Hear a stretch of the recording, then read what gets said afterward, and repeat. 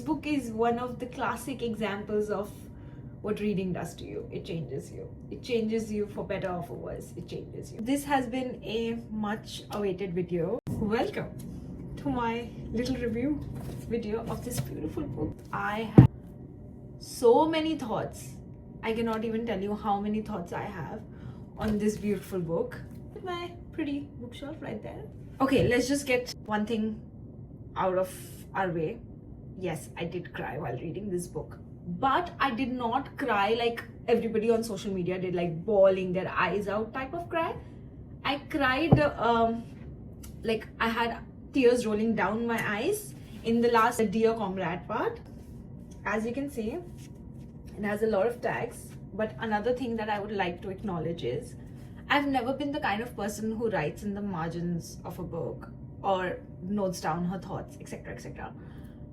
But with this book, I thought, okay, let's just do that. It's anyway a second-hand copy, and it's okay. I'll start. And my God, I even have sticky notes with my thoughts. Oh my God, it's just, I loved reading this book. Definitely do not just dive into this book. You need to take some time to understand what the themes of this book are, and only then dive into it. It'll wreck you left, right, and center. It's a story about four friends. It's a coming of age novel. How these four friends they survive college, then they survive their adulthood together, and then bits and pieces of their childhood is also mentioned. Now, even though it starts off as a story of four friends, it actually narrows down to just two, which I did not enjoy. I really wanted it to be more about all four of them instead of just those particular people. I think I've mentioned this several times in the book here and there. Where are these two? What happened to them? Give us their story. So out of the four friends, the two friends that are narrowed down are Jude and William. Jude is secretive. We don't really know much about it. So the book spans a lot about his life and how he came to be where he is now, how he reached there, why his insecurities, his fears are so, how they got developed. Oh wow, somewhere I've written chef's kiss writing. What have I written it for? William had always been careful not to express too much interest in exploring the many cupboarded cabinet in which Jude had secreted himself. Wow, still a wow. The writing style, perfect. Everything is so good. The explanations, I've written it here as well. Love the explanations, the way the author has defined something so mundane, something so normal, like coming back to your home after a vacation or a business travel or just travel in general. The author has explained all of these things so well. I can't even. This book just propels you into this universe of things which you thought do not really happen. I mean, for me, it was so hard to digest. A lot of the times in the margins, all I've written is it possible? Is it really happening? Is this a reality? But yeah, you never know what somebody is dealing with. This book it should be a guide to emotional intelligence. This shows us that we are so far-fetched from the truth. This is for sure on the extremer side of a reality. It is for sure the type of book that will leave a mark on you for as long as you live. It is devastating. It is beautiful. It is gut-wrenching.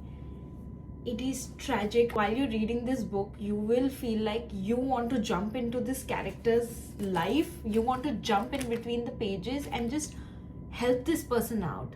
That's the power of this book.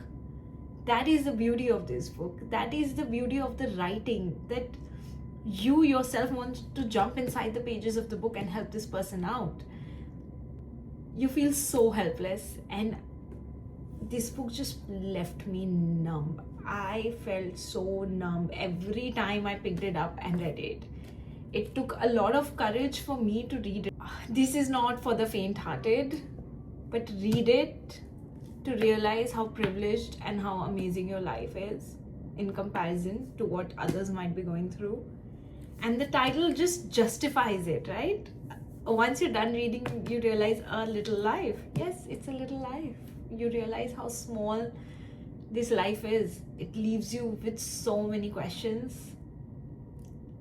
This book really made me introspect, like really, really. It's one of the best ones I've ever read. Highly recommend it. But of course, it comes with its own set of emotional trauma, emotional baggage. So be sure when you read it, you're in a good state of mind. I really, really did not like the transition from 4 friends figuring their life out to just the past of Jude. I know this book is only 720 pages, and that says a lot that I'm asking for more after 720 pages. But yeah, I'm asking more of the other characters.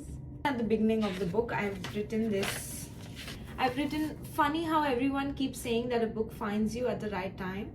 Here I am reading this book on life's particular phase of finding yourself and loving yourself, when I myself am exactly there in this phase. The characters are all in their late 20s, which reassures me that life truly starts then. This was my thought at the first 100 pages of the book. So I've truly come out a different person after reading this book. This book is about friendship, survival, humanity, the dark side of humanity, and hope.